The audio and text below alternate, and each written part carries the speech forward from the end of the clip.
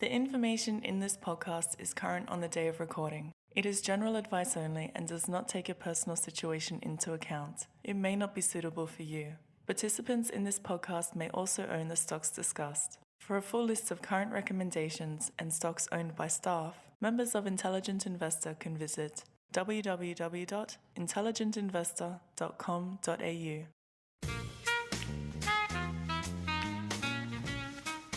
Welcome to the first stock take of 2020. My name's Gaurav Sodhi. Joining me today is analyst James Greenhouse. Hey, James. Hello, Gaurav. And welcome back to returning analyst James Carlisle. Hey, JC. Back to the full complement of Jameses, isn't there? Wasn't there a rule you There's a rule. always had to have two? You always have to have one James, so but that's why I had to come back, really. We had four at once, I think. It was crazy. yeah, when I first joined, I think that's when we had about four. I thought it was a bit odd at the time. JC, you've been gone for a while, but you're back now, I think. 7 months it was in the end. I have a feeling. Squeezed it out to an extra month. Yeah. Well, you got a big, happy, expensive farewell and all of that, but I have a feeling you left just to build your cabana at home, and as soon as that job was finished, you decided to come back to work. Well, I was a bit exhausted, so I went off and did a few things, and mainly sort of sorting out the cellar and fixing up the garden. And after all that's done, why not come back to investing? Yeah, well, you got to do something. Yeah. Well, I've got to say, it's wonderful to have you back. It's the first day in the office that we've been. Well, the first time we've both hit. Yes, that's right. Yeah, been missing each other. Yeah, but I'm each other. thrilled to have you back. I think everyone in the team is thrilled to have you back. It's great. It's great to be back. I'm really enjoying. Whereas previously I was spending a lot of my time doing managing and editing and things like that. The idea is that these days I'm very much more focused on doing research and articles. Haven't had too many articles so far, but hopefully there'll be more of those to come. But got the fun bit. But the fun doing bit lots of research. Having to manage people, you actually got the fun bit of looking at stocks. Yeah, that's exactly right. He looks more relaxed, doesn't he, JJ? He does, yes. Very much enjoying that, yeah. Very good. Well, let's get into a couple of stocks. Well, actually, before we do, gents, it's been a pretty rocky start to the year. We've had horrendous bushfires, this coronavirus thing. Markets are hitting all-time highs. It's a very interesting combination. If you've got an impeachment of an American president, there's a lot of stuff going on, and markets just seem to be Brexit. And let's not forget Brexit. Thank you, James. Yes, that's a lot of stuff, and it's only February. And markets have just shrugged everything off. I wonder how we feel about that. JC, let's begin with you. James C, let's begin with you. Are you concerned about the external environment? How much attention do you typically pay to it? How much attention do you pay to it now? I am always concerned by the external environment, but not particularly for the stock market. You know, there's always things to worry about. That's the thing, I think, to realize. And in terms of the broader economy, good quality companies, if you go into a recession, quite often they come out better, you know. So they're not, for a quality business, that's not something to be afraid of. I think the way to look at these things is to try to work out whether the impact is going to be short-term or long-term. So the virus, for example, just to take that as an example, is going to have there'll clearly be a short-term impact on a stock like Flight Centre, because of tourism numbers and all that. But long-term, you know, the viruses come and go. The concern for a stock like Flight Centre, to me, would be if you suddenly decided that viruses were now going to be more likely or something, if we were going to get more viruses in future or something. And that, funnily enough, is how it looks like for trees. For my sins, for the fires. For my sins, I'm an investor in Kangaroo Island plantation timbers. Ouch. Ouch, exactly. And but, you know, and for that, you know, a one-off bushfire wouldn't be a great concern. But the worry there is that maybe this is an eye-opener, and maybe we're having to come to terms with the fact that we're going to have more fires in future, and that pushes up the cost of insurance. That does vary. You know, it makes that perhaps, if that's the case, a less good business than it was. I think the interesting thing about Flight Centre in particular is that a pandemic has always been a risk for Flight Centre, and if you look at how conservatively they manage the cash position of that business, this is exactly why management does this, because they know that every so often there's going to be a global pandemic where travel might completely slow to a halt, and they need to have the cash to get through that. And this is where sort of what sorts the poor quality travel businesses from the good ones really is. You have Flight Centre, which is actually fairly conservatively positioned to be able to deal with this.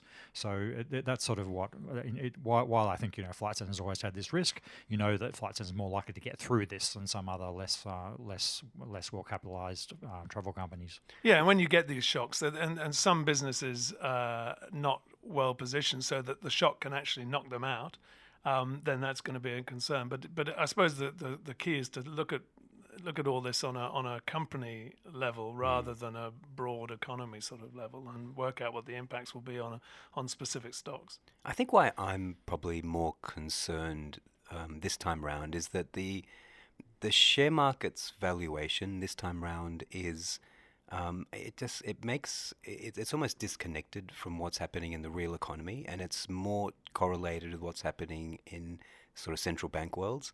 And that worries me. I mean, I would ordinarily agree with you, James, that you want to, in times of difficulty, quality is a safe harbor. But what do you do when it's quality that looks overvalued? I mean, Woolies at 35 times earnings, Bunnings at, what is it, James, close to 40 times earnings? Yeah, I mean, these are quality names, and I would say a lot of the quality part of the market, both here and overseas, are almost the dangerous looking ones. That's the part of the market that looks scary to me. And what do you do then? That's why I find difficult about this particular this particular problem. I think that's a separate question, though, isn't it? I mean, while I think generally for me, the idea of a virus or whatever it's going to affect economic activity, it's not something I really focus on, because I know that in 6 months it's probably not going to be an issue. That's been the tradition of them. But what for me is the biggest thing to focus on is how that then affects companies down the track. And so if you get an opportunity in a company down the track, whereas maybe suddenly companies that were perceived as quality aren't, because they've had an impact from bushfires or from coronavirus or whatever, then that's when their share price gets hit. That's sort of when I think the opportunity is coming. But while the actual event is on, whether it's bushfires or coronavirus, I don't really pay much attention to it. Yeah, I mean the risk for the high quality stocks, I mean, it's really interest rates, isn't it, that's driving those valuations. And people are, when you look at your DCF and you have to keep ratcheting down the interest rate you put into that, your opportunity cost, then that pushes those valuations up. So the question you have to ask is whether that's sustainable. And I don't necessarily have an answer for that. But as JG says, it's a separate question. I think that the existence, fires, viruses, Brexit, impeachments, these things, there's always things going on. Well, is it an opportunity then? I mean, both of you have sort of suggested that you tend to look through them. If those things are going on in the background and equity prices are falling, as they have been doing for Flight Centre and corporate travel and the like, is that a signal? Well, that's the article we wrote, isn't it? And that John Addis wrote. And I think that's the thing. You need to look at individual stocks and be ready to, if you've already thought it through and you've decided that this isn't going to be a long-term impact for Flight Centre, is the example we've latched onto. But my biggest issue, going back to Flight Centre again, though, is that the issue for this company is not a pandemic. The issue for this company is whether the leisure business is struggling. And for me, I think that leisure business is going to be struggling for a while yet. So to focus too much on a current event misses the big picture. And so I'm concerned about if we start looking at specific opportunities because of a one-off event, that we then ignore the issues. And corporate travel is another company who's interested in it, but still not completely comfortable with management. So again, we've got to think about those bigger issues before we think, maybe coronavirus is an opportunity, even though the share prices are down. Yeah, you've got to have a view about where you think the share price should be in any event, taking all of that into account. And if an external event pushes the share price into an attractive position, then you'd be ready to take advantage of it. So I must say, in my own portfolio, I have jettisoned a couple of stocks because of what's happening in China. So I owned Danaco, and for those who don't know, Danaco is a crappy little casino stock that owns casinos in With a lot of debt, right? with And a so lot of debt. it's quite precarious. So it's Yep. the sort of business that, sorry, I'm interrupting, but No, that you're could right. get knocked out. Yeah. Absolutely. No, you just taken all Sorry. my thunder. That's exactly right, James. Yeah. So Sorry. they own casinos in Vietnam and in Thailand, and those casinos are entirely customed by Chinese visitors coming from over the border and frequenting those casinos. And with all the travel bans, this is exactly what I'm concerned about. That those customers aren't going to come. And there's a whole lot of debt on that balance sheet. There's a whole lot of dodginess going inside this business.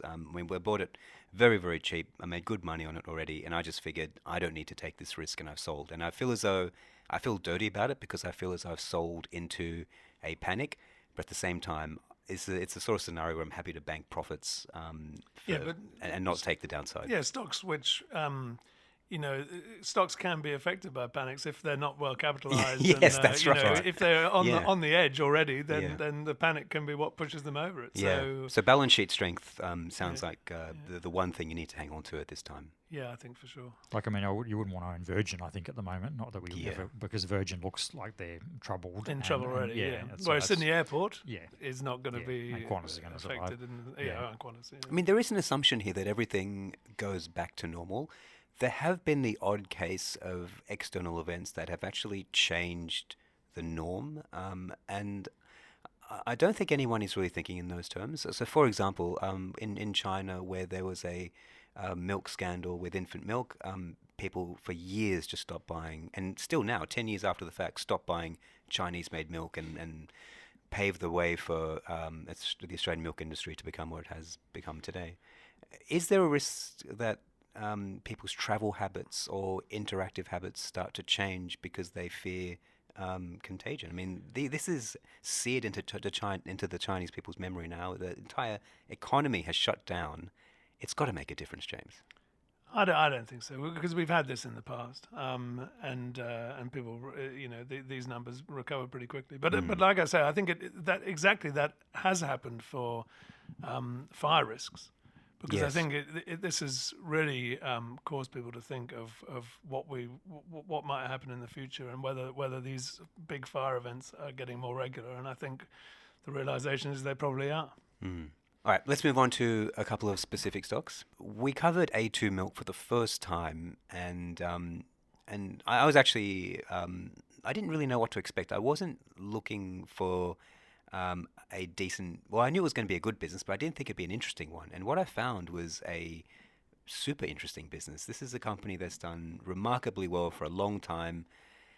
Perhaps we can talk about why it is that we haven't covered it in the past. I think it's almost has it 10 bag, James? Maybe not quite, but close to. Because I haven't been covering it. Yeah. In any case, it's I have been watching it, and it has done extremely well. And it's one of those stocks that we haven't been on. Yeah, but there are good reasons for that. Let's have a chat about why we haven't covered this in the past, and why that's probably a sensible decision.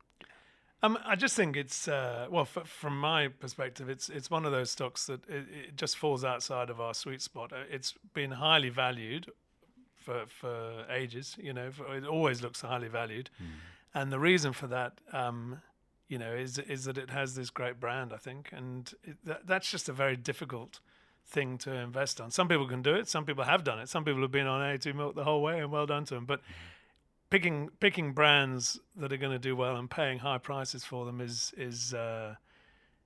very difficult, I think. There aren't many people who do that consistently. I think there are easier things to spot about a company that denote quality, and I don't think that A2 Milk possesses many of those. But the brand's sustained it a long way so far, and maybe that'll carry on. But I find it hard to back a company just based on that. Yeah, JG, this was it still is the most profitable milk business in the world, even if you account for the fact that most of their revenue and profit actually comes from formula. It's still, the profits are off the scale and completely at odds with all other competitors. Is that one of the things that kept you from being interested, or, as James said, the brand's just hard? I think for me, it's not so much. It's pretty much you have to have a true north in investing. So my true north is quality stocks that are going through a bad time or sometimes cyclical turnarounds. And I think we'll talk about one of those at the end. But for me, and companies like A2 Milk or Afterpay or WiseTech or Altium even, whichever of those stocks you think about, they're generally high growth. They're high PER. There's sort of companies that are just not on my radar. So I just don't tend to look at them at all. So I think my problem with A2 Milk is that this company was making no money 5 years ago, and now it's making $300 million a year, and that tells you something. And to me, what that tells you is that they've done very well, no doubt about it. But to me, it says that you've got a lot of consumers here who suddenly now think that this is a good brand. And my problem is if you now think that if you've had all these consumers that have jumped on effectively what's a bandwagon, if that can actually disappear, I think just as quickly. So for me, it doesn't need to be. I don't think the thing is you need to be scientifically correct or it needs to be a fad. These things are not necessarily mutually exclusive. It could be scientifically correct, which I don't necessarily think it is, but it could also be a fad at the same time because you have a lot of consumers that think this is doing well for them, and that can actually just change, I think, again in an instant if a new product comes along in 5 or 10 years. So that's what worries me, is that this has not been around for a very long time, and I think that it can actually it can fall away just as quickly as it came. I would agree with that generally, but I think once a brand has proven that it has loyal customers, once it's been and it's been proven in Australia, I think they have about a third of the Australian milk market, despite costing about twice as much as the base Australian milk price. Once a brand has been proven, I wonder whether it's a bit like backing a horse mid-race that's leading the field. It possibly, but with but horses, maybe in a jumps race, where there are fences to get over. I mean, because, I think JG's, I think you hit the nail on the head, because to value companies like this on P's of 30 plus, you've really got to stretch out that time horizon for decades. 30, 40 years. Your DCF's really got to sort of, if this carries on making money for 20 years and then stops, that doesn't add up for the valuation. So, everything looks sweet for it at the moment, but there could be other milks. I mean, there are question marks over dairy. A lot of the health fads right now are actually going towards oat milk and almond milk and all that. So I think this is you referred to actually the Chinese milk scandal, the melamine scandal back in 2009, I think it was. So what happens, for example, if suddenly someone breaks into an A2 baby formula packet and puts melamine or whatever you want in there, and that then it almost infects the brand, and you can imagine all those Chinese consumers, because actually it's Chinese consumers buying that milk. Suddenly that perception of that brand just changes overnight, and this company, it's not traditionally a good idea to buy a company which trades on a high PER, which has very, very high margins.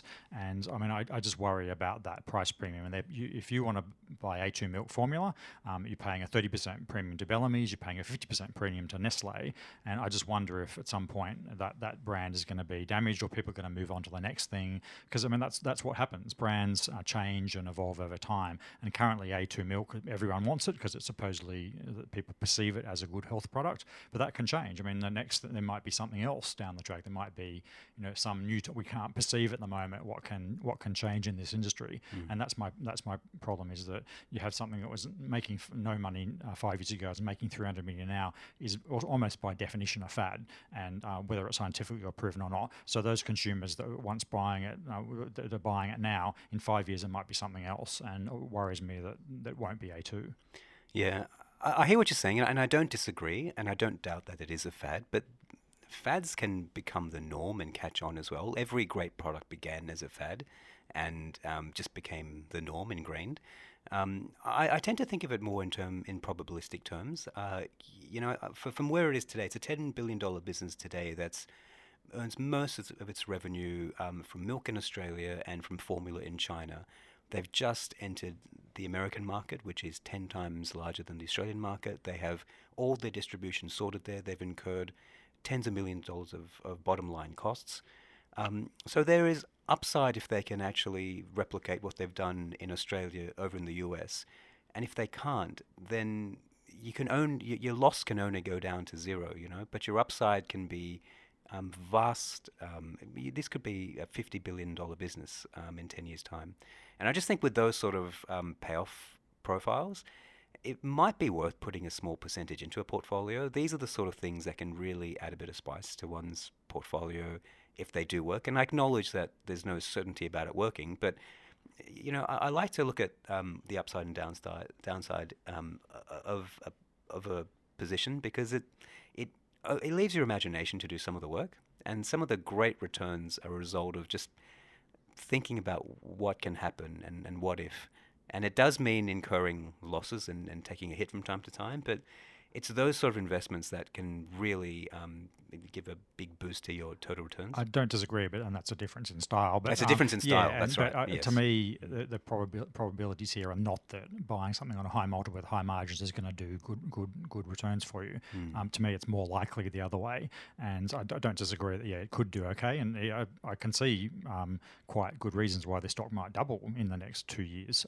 But to me, that's not a sufficient reason to buy, and I think the fact that we're coming late to the party, I think is probably fair to say, and so you just got to be careful you start seeing all the good things about a company when they failed in the UK, they're withdrawing from the UK. That might happen in the US as well. I mean, I think one thing you mentioned to me was they could extend their brand into other products, and I think that's an interesting idea. But to me, that's a sell signal, because you're not going to have an A2 car, though, are you? I mean, sorry. the brand can't. How can that extend to other? Well, because you could make cheese or dairy or that sort of thing. And my thing is that is a sell. That once they start doing that, because those are going to be much lower product, much lower margin products than infant formula. So I think that tells that if they're going to do that, the brand is actually quite mature. So it's going to be interesting to see it unfold. I'm a lot closer to what Gaurav was talking about there. I mean, I have stocks in my portfolio which have that sort of upside potential, and I've always drawn to that. But I think that there are ways that you can try to sort of balance up the probabilities, and some stocks take a SEEK or an REA or something like that on similar sorts of ratings. They have stronger market positions and better reasons to, for me anyway, better reasons for me to judge that they're going to be successful. Whereas for Altium, I think and Altium will be another example. For A2 Milk, I think you're relying very heavily on that brand, and that's a very difficult thing to do, I think. I accept so I think that, there are if you want to invest in that sort of way with that big upside, there are better stocks for doing that. Now look, brands, it's kind of a nebulous competitive advantage. But once they attach and they work, they can work really well. I mean, think about some of the great stocks of the last 40, 50 years, Coca-Cola or Monster Energy, and even Apple. Apple is what is Apple if not an expensive brand? They can actually work. They are. I know what you're saying. Intellectually, they're very hard to justify. It seems notionally easy to compete with them, and you never know how long they're going to last. But when they work, a lot of they all work that is big. hindsight, you see, as well. It is, isn't it? The successful brands, they always seem obvious they do, don't with they? The benefit Very of true. hindsight. Well, how could Coca-Cola ever work? Really, it's an appalling product at a silly price. There's heaps of competitors, and yet it Charlie does. Munger wrote a famous essay about that. Actually, did he? didn't Right. Yeah. Okay. Well, basically saying, in fact, exactly what you said, which is that the outcome potential for Coca-Cola, if it was successful, was massive. There you go. I'm taking that. I got Charlie Munger on my side. You guys both lose. I don't know. So, look, it's just an example of a stock that we've been talking about internally. I think you'll see a bit more of this kind of research on the site, where there's stocks that we're going to write about, and they're often ideas labs that we don't agree on. They don't actually go through as buy recommendations, but we put them forward for your consideration because they're interesting and because they raise debates like the one we've been having. So we'll park that one there. There will be other stocks like that, and JG will have another fight about another stock another day. Now, we've all got our particular investing niches. JG, if we looked at some of your recent recommendations, you might think your niche was crappy quality companies on very low returns, really high multiples, and awful balance sheets. You look at Autosports, which is, I think, the last thing you've upgraded. All those characteristics are present in Autosports, and yet it's owned a place on our buy list.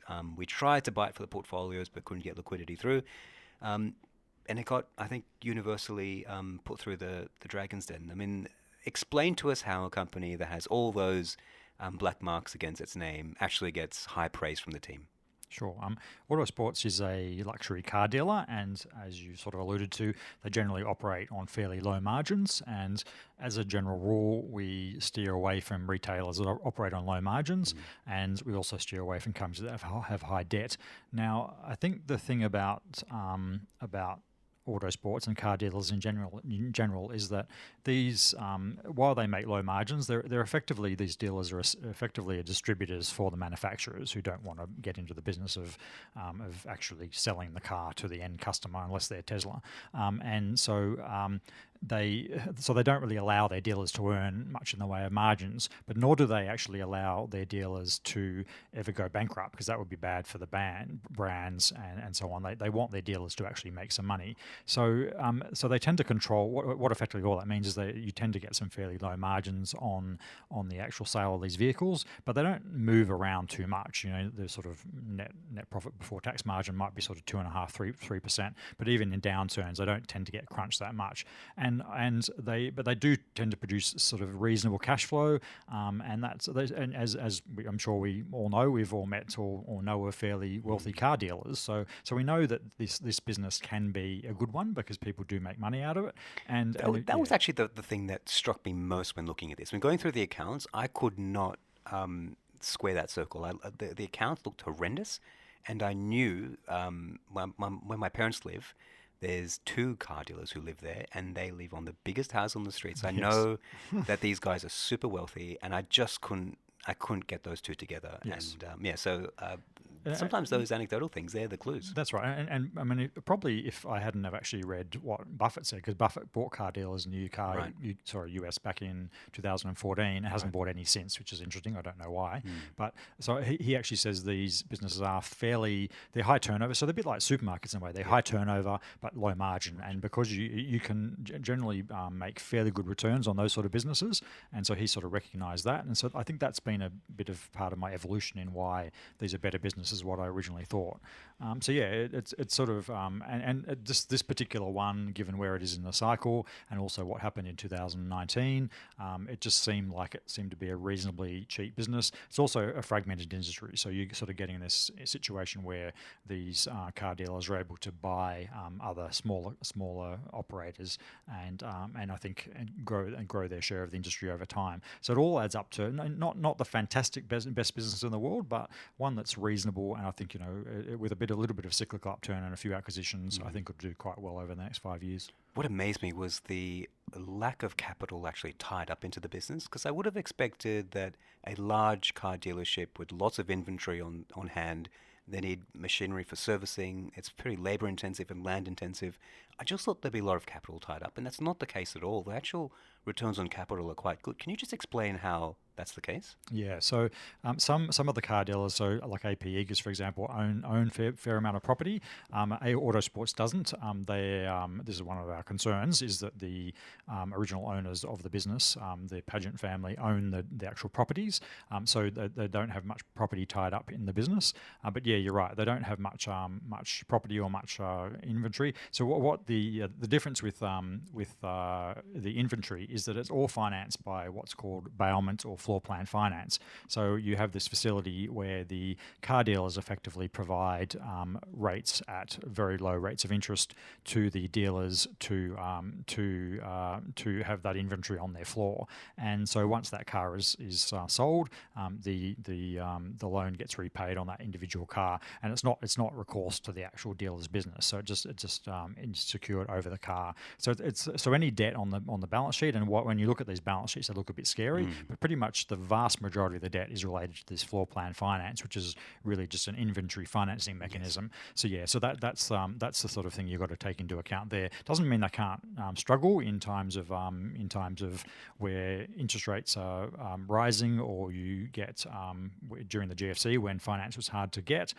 You had situations where people thought that these dealers might not be able to get financing for their vehicles, but hasn't really happened so far. So we think that it's actually a sensible industry specific way of financing the vehicles. The other thing that was surprising for many, I think, was the proportion of revenue and even higher proportion of profit that comes from not from selling the cars, but just from maintaining them. That back end revenue was much higher than I thought, and I think that's quite specific to Autosports. Is that correct? Yeah, they seem to have been doing quite well with what's called the back end, and so that's the servicing, the parts, the stuff that takes place after the car is sold. Used car vehicles, I seem to be doing okay with those as well, because people sometimes trade down from new cars to used cars during a downturn, which has been happening. But yeah, you're right. So what's been happening is they've been making a lot more money from that servicing side, and certainly for a luxury vehicle, that's where you lock in that customer from the very beginning. You sell them the vehicle, but then you also then get them to come back and provide the servicing, usually, which is at much higher margins. That's effectively how these dealers make their money on the aftermarket. And you're more likely to get right. that business, that sort of business on premium models, aren't you? Yes. Because if you're buying a sort of cheap Toyota, you're not going to feel that you have to get it serviced by Toyota, perhaps. But if you're getting a fancy whatever, Audi or something, you probably do. I was going to mention the cars that both of you fellows drive. But Well, I run the gamut. Well, I run the gamut from an okay car to a terrible car. I think That's true. I don't have anything up at the top. But I'm getting a bit. I've fallen out of love with the car industry. I don't think I was ever in love with it, but in terms of, I've been in and out of car sales over the years, and I'm beginning to, and iCar Asia is another. I'm beginning to be less. I just wonder what's happening with that industry. It's an interesting thing. A couple of years ago, I was looking online for a new car, looking at car sales, seeing what was on offer used, and comparing that to what I could buy brand new. And if you have a fixed amount in mind, and you compare what you can get for a second-hand car, what you can get for a new car, it seemed to me that the new car won hands down because of all the features that are getting added every year. It's just the speed with which technology is being introduced to cars. And I think that makes it very hard for manufacturers. It makes it probably a much higher fixed cost industry. You've got to really tool up your plants to get these changes made, and then you're really incentivized to pump out a lot of cars at whatever kind of volume you can get, and that's pretty bad for used car sales. It's pretty bad for car manufacturers. But I wonder, actually, just listening to what you were saying there, is it probably quite good for dealerships, maybe, because you need a dealership. It gets people into those dealerships, and you need someone who can advise you or at least tell you about the the technology and all that's going on. New and exciting is good for retailers, and that's what these businesses are. They're retailers, and if they can have new features, or they can, or the cars are actually getting more complex, which they are until EVs take over. If these cars are getting more complex, that's actually good for the dealers and the servicing they need to do on them afterwards. So you bring up one of two big risks with this business. The first, I think, is there's been a huge decline in car sales. I think it's now, James, correct me, 23, 24 months of continuous decline. 21, 22 months, that's right. That's a really long and sustained fall. In America, the car stats are quite similar. Young people are getting their driver's licenses much later. There's much more leasing and car sharing going on. And I just wonder whether this isn't a structural change. I can't imagine myself. I'm a car guy, and the thought of not owning a car is just hideous to me. But a lot of people aren't doing it. Are you worried about that, first of all? And then second of all, even if people do buy cars, every maker is promising EVs, and the lack of complexity is surely a cut to revenues at the back end. How does that factor in? The first issue I'm not particularly worried about, because there's always been people who've never or not bought cars until quite late. I didn't buy my first car till I was 35, and that was and so that's pretty rare. But people who are Did your first car coincide with your first dog? It was probably close, and that's I think one of the issues that we talked about outside is that once you get a dog, once you have aged parents, once you Children. kids exactly. Once you have that, you tend to find a car is difficult to do without. Unless you there's certainly been these trends towards people living in the inner city, and I live in the inner city, and there's go-get cars everywhere and so on. But there's a certain nice thing about having a car, and so I think in some sense that some of these things have just been delayed, and and Gen Z and so on, and Gen Y and so on will start buying cars. Okay.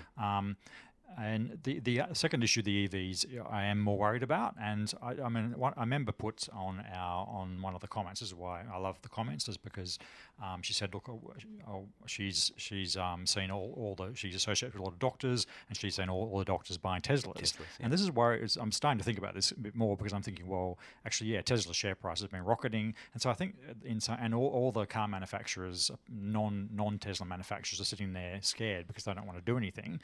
So there is I think there is the risk that Tesla does actually take a lot more of this share and becomes a default manufacturer of electric vehicles. So that has been worrying me a bit, but I still think it's some time off. And so I do get James's point about you've got to be careful. When you're doing your DCF, if in 10 or 15 years your internal combustion engine cars are falling away, that's bad. And so if EVs if they are coming up, which we know they are because governments are starting to mandate them, then car manufacturers around the world are going to need to do them, and that is going to affect the back end revenue that we talked about earlier, because these people who drive Tesla say, look, the only thing I need to do is put windscreen washer fluid in my car, and I don't need to service them. So that is an issue, and it does worry me. I just think it's a bit of a time away, and it's clearly in my mind. I just think we have time to think about it, but it's obviously in the back of my mind. But doesn't that just change the makeup of revenue? Won't the car manufacturer just increase the margin to make up for the lack of the back end? You see, that's what I was just thinking exactly that. But then, if these cars are being sold by Tesla, to what extent do Tesla use dealers? Yes, that's right. I mean, Tesla they just have their store on marketplace, and they sell their vehicles in a completely different way. So, look, if we're in an EV world where you've got these big brands selling cars, with flagship stores in Westfield or whatever, that's not going to be helpful to car dealers. Yeah. So I mean, and is that the world we're going to be in 20, 30 years time? We'll be migrating. We'll be moving towards it, won't we? And I suppose it's a question of how quickly that happens. But and then it comes down to a question of valuation. But there's the comment that Charlie Munger made that it's businesses in decline. It's hard to pay a low enough price for, because you forget how much of the valuation is dependent on that sort of long tail into the future. Well, you don't realize until you actually do one of those DCFs. That's the exercise that Greg made us do, and that's when I first realized. I didn't realize that either. Yeah. So James, I would think a lot of this is actually in the price already. This is actually one of the it's statistically quite cheap, which is unusual in this market. What's the price range? I think we've downgraded it now, have we? Yeah, it's just sitting above 160. Okay. And I mean, I wouldn't be recommending it if I didn't think we could get some fairly good returns out of it over the next 5 years. But yeah, I just don't. Again, you don't want to push these things for it's not the biggest business in the world. It's not the least risky business in the world, so you don't want to pay up for it. But yeah, I think there's some specific things about this company in particular that it's going to do better this year, and certainly next year. And its geographic location, that I think it's a good buy now, or around now. I assume you've got something on AP Eagers at some stage. Yes, coming up? I've been spending a fair bit of time on AP Eagers. That's coming up. I'm concerned that the result they're about to report at the end of this month is going to be a shocker, and so I want to see that. Sure. But yeah, that's certainly what we're looking at that quite closely. Terrific. Okay. Well, it's just like old times, the three of us in a room talking for an hour when we should have been only talking half an hour. Wonderful. All right, James and James, thanks very much for joining me. Cheers. Thanks, Rory. For everyone else, thank you for listening.